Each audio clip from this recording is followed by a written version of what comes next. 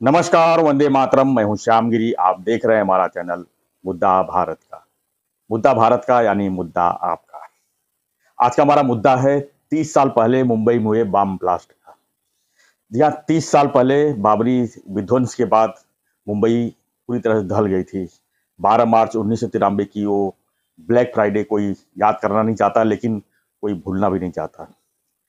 उसमें से एक गवाह मैं भी वहाँ पे हूँ, वहाँ का हूँ कि मैं भाग्यशाली हूँ या घर वालों की तकदीर समझिए कि मैं जिंदा हूँ, क्योंकि उस समय मैं फिल्मों में प्रोडक्शन में काम करता था।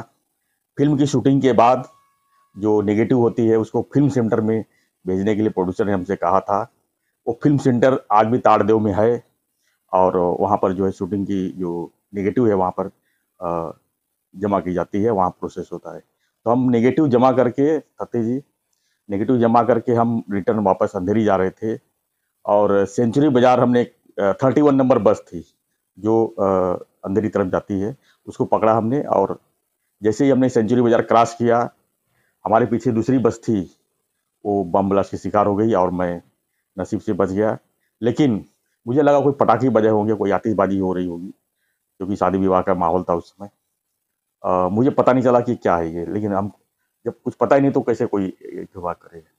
जब हम घर पहुंचे तो मेरे भाई साहब ने बताया कि अब सही सलामत आ गए, कुछ रास्ते में कुछ दिक्कत तो नहीं। मतलब क्या हुआ? बोले मुंबई में 12 जगह बम विस्फोट हुए हैं और देखिए रेडियो पर शरद पवार जी का इसी आ रहा है, देश के नाम संदेश आ रहा है। उसमें नाइक सुधाकर जी थे। नाई जी मुख्यमंत्री थे। उन्होंने देश के लिए संदेश कर रहे थे, महाराष्ट्र के लिए खासकर। तो सर उस इत्तेफाक को तो मैं भूल नहीं पा रहा हूँ, मैंने रोंगटे क्योंकि खड़े कर देने वाली जी हकीकत है उसके ये। बम ब्लास्ट हुआ उसके बाद मैंने उन आपसे लोग सुनी थी, जी फिर भी आज सुनते समय रोंगटे खड़े हो जी। गए कि तो भाई सर तकदीर क्या चीज होती है। सबसे पहले मैं वीडियो शुरू करने से पहले सतीश सर, जानकारी देने से पहले उन लोगों को श्रद्धांजलि श्रद्धांजलि देते हैं हम जो देते उस हैं। समय अपनी जान गंवाई और जिन्होंने अपने जिंदगी भर के लिए हाथ पैर खो दिए, उनको भी याद करते हैं। तो सर आप क्या कहना चाहेंगे? आज 30 साल हो गया, क्या मुंबई को न्याय मिला है? क्योंकि अभी तक टाइगर मेमन और दाऊद इब्राहिम जैसे खतरनाक लोग जिसके ऊपर आरोप लगे हैं, अभी तक पुलिस के पकड़ से बाहर है। हालांकि उस समय उसमें गिरफ्तारियां बहुत हुई, बहुत लोगों को सजा लगी, बहुत लोगों की मौत हो गई, याकूब मेमन को फांसी भी हुई। लेकिन क्या उससे मुंबई का को न्याय मिला? आपसे मैं जानना चाहता हूँ। सर, इस विषय पर जी कल आपने मुझे फोन करके बताया शाम को कि कल 12 मार्च के अवसर पर हम ये जो बॉम्ब ब्लास्ट हुआ जी था उसके बारे में चर्चा करेंगे। जी। तो तब से रात करीबन 12-1 बजे तक मैं अ, वो बॉम्ब स्फोट और 26/11/2008 का कसाब का हल्ला हम्म। और दुनिया भर में ऐसे जो बॉम्ब स्फोट हुए हैं जी उसके बारे में जितनी जानकारी मिल सकती थी अ, वो कलेक्ट कर रहा था। जी। उसके पॉइंट्स भी मैंने निकाले, मगर अभी मुझे याद है तो पॉइंट्स हाथ में लेने की ज़रूरत नहीं है। सर, पहली बात तो ये है कि आप मुझे ये पूछेंगे कि वो बॉम्ब स्फोट से हम क्या सीखे। सर, ये बिल्कुल। जरूरी है पहला बहुत सवाल बहुत कि बहुत बहुत हम क्या सीखे। सर, कुछ बहुत नहीं बड़ी सवाल सीखे। है। जी सर, कुछ नहीं सीखे। जिनका हुतात्मा था वो हुतात्मा बेचारे हो गए, आम पब्लिक थी, उनकी बलि चढ़ी गई।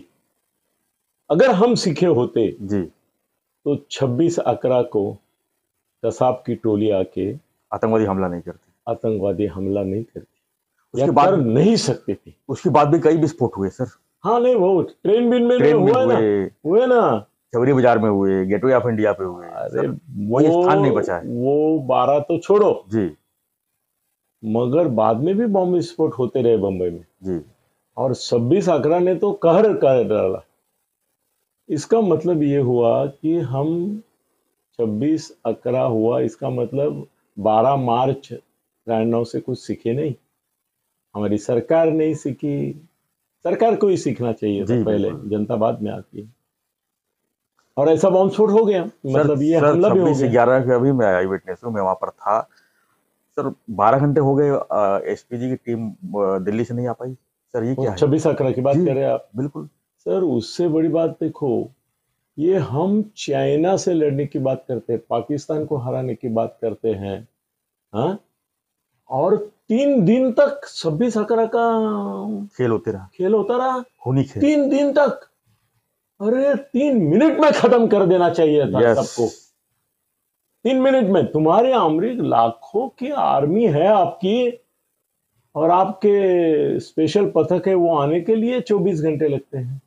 ये क्या तैयारी हुई? और शिवराज पाटिल ऐसा ऐसा करके कपड़े बदल रहे, वो भी देखा हमने। सर हमारे 3 ऐसे अफसर मारे गए जिनके ऊपर नाज था पूरे मुंबई पुलिस दल को, वो नाहक मारे गए।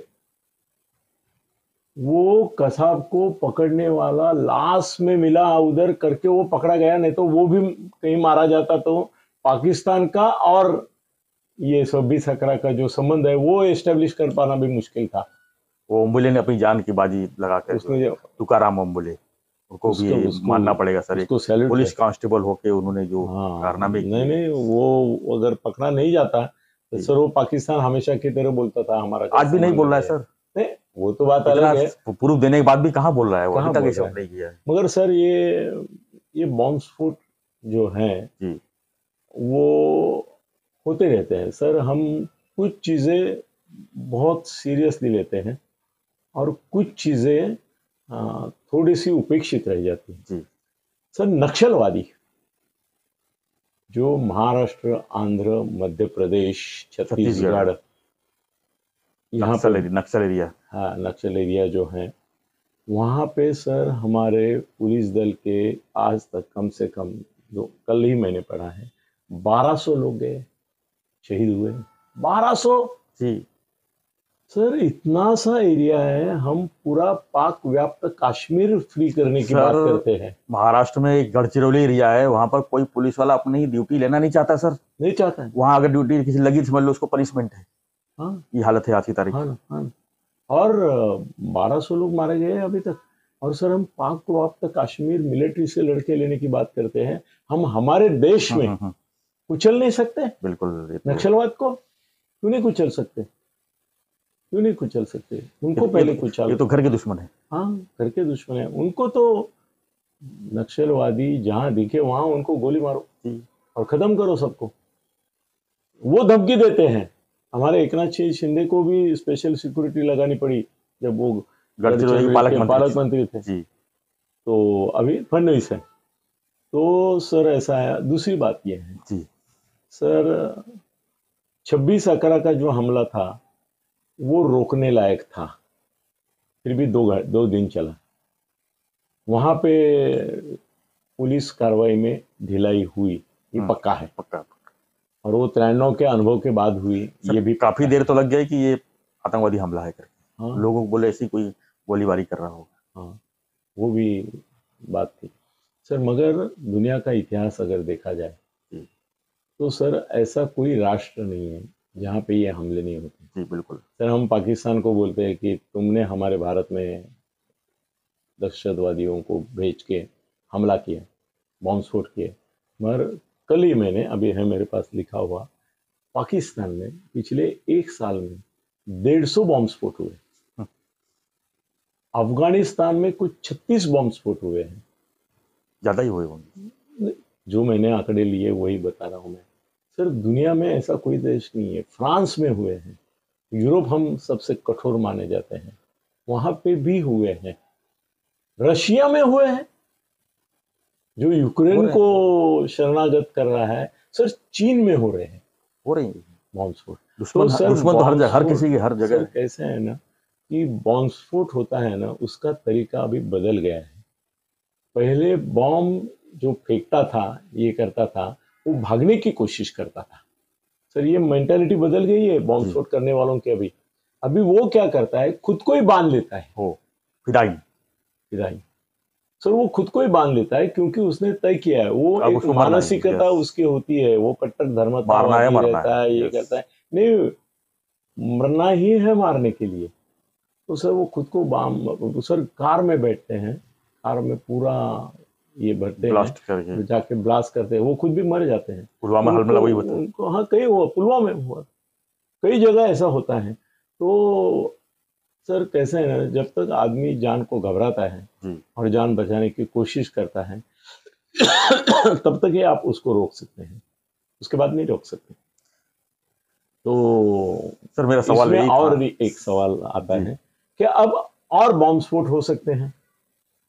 सर इसके पीछे की दाऊद इब्राहिम की जो जी मानसिकता थी, वो अगर ध्यान में हम लेते हैं तो मुझे लगता है कि बॉम्ब स्फोट का डर अभी और बढ़ गया है। क्योंकि बाबरी मस्जिद के गिरने के बाद जो दंगे हुए, जिसमें हिंदू समाज हावी रहा मुसलमानों के ऊपर, बिल्कुल। और दाऊद ने उस समय एक स्टेटमेंट दिया था कि आप एक एक को मार रहे हैं, हम होलसेल में मारेंगे। आपने एक एक करके 50 लोगों को मारा, हम 500 से लेके 5000 लोग एक साथ मार के हमारी खुंदस निकालेंगे। वो सक्सेस भी हुआ। वो सक्सेस हुआ। तो सर ये मानसिकता जो है वो इसके आगे चल के बढ़ने की संभावना मुझे दिख रही है। 2008 के हमले के बाद, मतलब 93 के बाद 2008 का हुआ, बीच में भी कुछ हुए। सर अभी मुझे ये डर ज़्यादा सताता है, क्योंकि ये देश में ये करना ही चाहिए, वो देशभक्ति का प्रमाण है, उनको हम दोष देना गलत होगा। मोदी साहब भी जो कर रहे हैं वो भी जरूरी है हिंदू धर्म के लिए।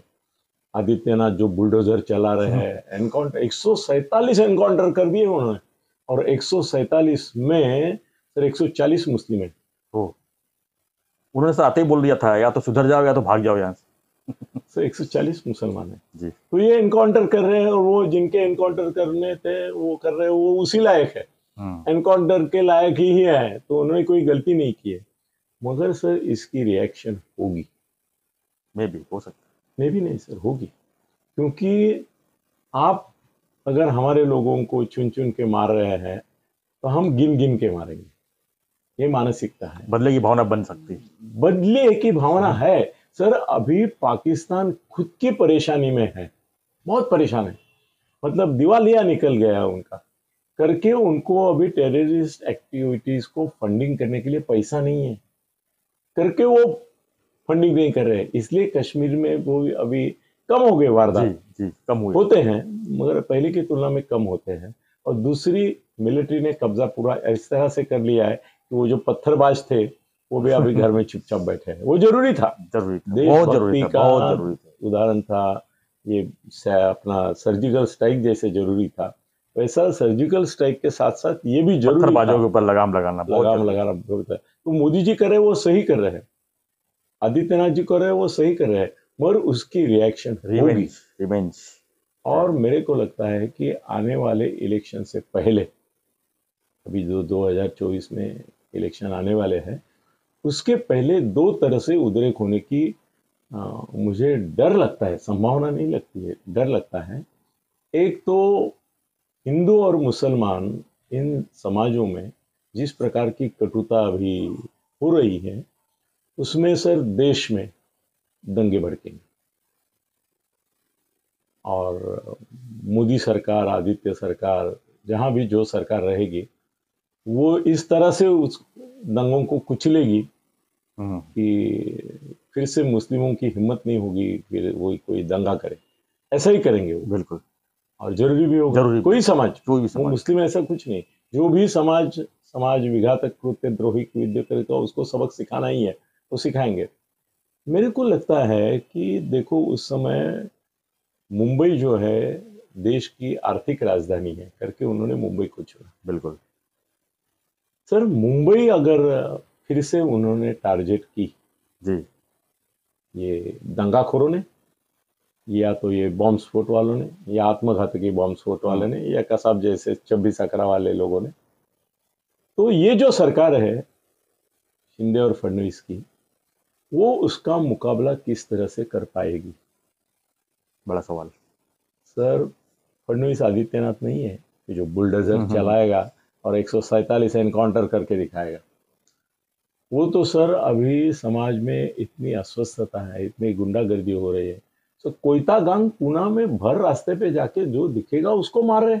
हाँ, उसका लोगों ने वीडियो भी शेयर किया। अभी 100-200 लोगों को कोयता वार से हुआ, और वो कोयता पूना में नहीं, नासिक में भी हो रहा है, कई कई जगह हो रहा है। एक इनकाउंटर हुआ क्या महाराष्ट्र में? महाराष्ट्र से इनकाउंटर खत्म ही हो गए, इनकाउंटर स्पेशलिस्ट सब गायब हो गया एकदम से। वही जेल में है, जेल उसमें में, सुबह सारे जेल में। वो छोड़ो, मगर ये सरकार एनकाउंटर करेगी क्या?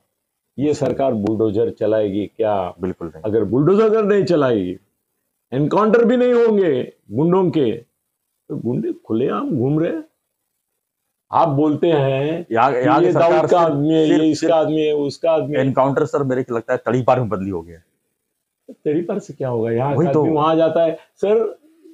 कई तड़ीपार अभी थाना से जो तड़ीपार हुए वो थाना में दिखाई देते हैं कि नहीं आपको? दिखाई देते, है ना, खुलेआम घूमते हैं स्टेज पे घूमते हैं पूरे राज्य भर में, जहां से जी। उनको निकाला है वहां भी जाते हैं, घूमते दंगा करते हैं। सर इसमें मुझे और एक डर लगता है, और वो अमृतपाल करके जो है, या ये अदीम या कुछ, ये उत्तर प्रदेश में जिसका भी इनकाउंटर ड्यू है, अतीम अतीक या अतीक अहमद अतीक सर, वो जेल में है जी, और जेल से पूरा प्लान करके, और वो जेल भी कहाँ है? गुजरात में है, गुजरात में साबरमती। वहां से वीडियो कॉल से वो बातें कर रहा है, कॉन्फ्रेंसिंग कॉल कई लोगों को लेके। ये क्या हमारे जेल हो गए भाई? गुजरात मोदी का राज्य है, वहां वो अतीत बैठा है और वहां से वीडियो कॉल पे आज्ञा दे रहा है कि यहाँ पे उधम इसको मचाओ, मारो, यहाँ उसको पे मारो, मारो, इसको उसको मारो। मारो।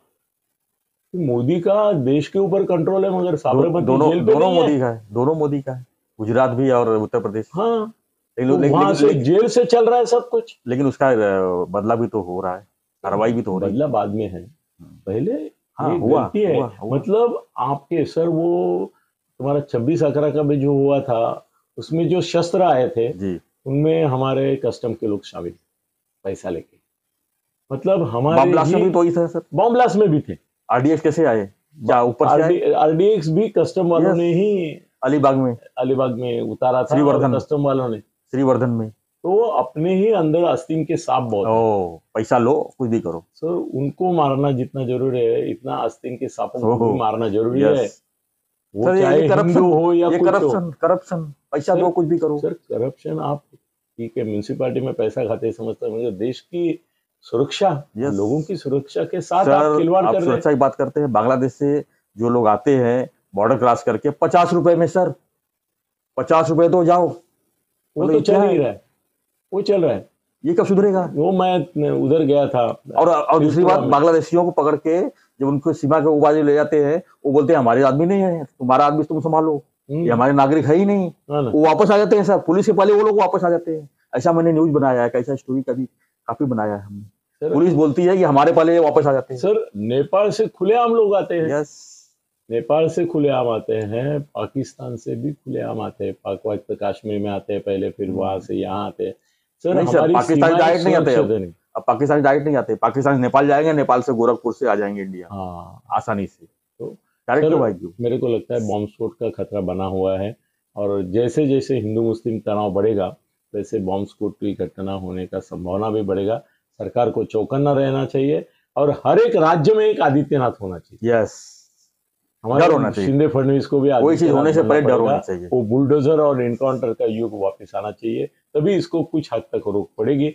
मगर सर विषय चिंता का है, जी, बहुत चिंतन चिंता की का बात नहीं है। है, चिंता का। तो क्या लगता है सर, ये मुंबई को 30 साल बाद भी न्याय मिल पाया नहीं मिला, उस विस्फोट की? नहीं मिला, नहीं मिला सर। आज ही एक मेजर की कहानी आई है सभी पेपर में जी। 30 साल से वो भटक रहा है, उसने कम से कम 50-100 लोगों की जान बचाई उस समय उस समय। वो बॉम्ब ये किए थे, उसने डिफ्यूज किए थे। 30 साल से घूम रहा है वो। इसलिए भाई मेरे को कुछ मदद करो, मैंने जो किया उसका कुछ रिवॉर्ड छोड़ो, कम से कम मुझे जीने लायक तो छोड़ो। वो अभी बहुत परेशानी में है, गरीबी में है।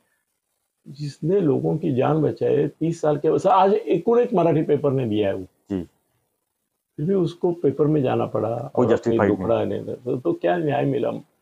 कुछ नहीं मिला। तो लोगों को कॉम्पनसेशन तक नहीं मिला ना, जिस तरह से हादसे कितने लोग तो हैंडीकैप्ट हो गए, जो life time permanently life time उनका पूरा फैमिली खराब हो गई सर। खराब हो गई। सो सर वो ऐसा होना चाहिए कि भाई हर राज्य में आदित्यनाथ और देश में मोदी बना रहे। सर जिस दिन मोदी जाएगा ना जी, और इसकी तुम्हारी सरकार आएगी राहुल की, उस दिन से तो ये खुलेआम घूमने फिरेंगे और हिंदू छुप के बैठेंगे। क्या बात, आपने बड़ी बात कह दी आपने एकदम। बस मतलब बदलाव होगा तो इस तरह का होगा देश तो में। वो बदला लेंगे आपका। बोले पिछले 20 साल जो राहुल के तुमने आश्रय में। पिछले 20 साल जो हम तुमने किया भुगतो। तो अभी तुमने मोदी के जमाने में किया, आदित्यनाथ ना, जी अभी हमारा ओवैसी बनेगा उत्तर प्रदेश का मुख्यमंत्री या तो पंतप्रधान। पंतप्रधान ओवैसी बने या राहुल बने, दोनों एक ही है। बहुत बहुत बहुत सर इधर मतलब छुपता आप है। ये भविष्य की बात कर रहे हैं आप? जी जी, मतलब ये सरकार बदली होने दो, जी फिर ये देश पाकिस्तान होने को टाइम नहीं लगेगा। अभी 25% पाकिस्तान तो बना लिया है, तो फिर वो 100% बनाने की कोशिश करेंगे। खाली आने दो राहुल की सरकार, आने दो ओवैसी की सरकार, बस उतना ही बाकी है। फिर तो जो बम फेंकने वाले हैं वो आपके घरदार में घुस के क्या करेंगे वो देखो, ज्यादा नहीं बोलता हूँ। धन्यवाद। बहुत दुखद घटना है, और हमारी शोकांतिका हम सुधरे नहीं। जी बिल्कुल, मतलब 93 के बाद 2008 होना कितनी शर्म की बात है, और उसके बाद भी बम विस्फोट होते रहे। उसके बाद भी बीच बीच में कितने बम विस्फोट हुए इसकी गिनती नहीं है। बहुत शर्मनाक, शर्म से सर झुक जाता है। धन्यवाद सतीश जी। तो हम चर्चा कर रहे थे कि 30 साल पहले जो 12 मार्च को मुंबई में बम ब्लास्ट हुए थे उसके घाव कितने ताजा हैं और कितने लोग भूल चुके हैं। अब नई पीढ़ियों को भी तो मालूम शायद नहीं होगा, लेकिन नई पीढ़ी भी पुरानी पीढ़ी से जरूर ये मालूमात कर लो, जाओ गूगल पे देखो। जी जी जी। तो हमारा एक ही सवाल है कि क्या मुंबई को 30 साल बाद भी न्याय मिल पाया है? आप भी क्या सोचते और हैं? खतरा टल गया है क्या? खतरा टल गया है। खतरा टला नहीं है और न्याय भी नहीं मिला है। तो आप क्या सोचते हैं हमें कमेंट बॉक्स में लिखिए, और हमारा जो रिक्वेस्ट है उसको फॉलो कीजिए। आप हमारा चैनल अगर सब्सक्राइब नहीं किए हैं तो प्लीज़ सब्सक्राइब कीजिए और देखते रहिए हमारे हर मुद्दे को आप अपने वीडियो में। तो बने रहिए हमारे साथ मुद्दा भारत में। धन्यवाद। जय हिंद, जय महाराष्ट्र।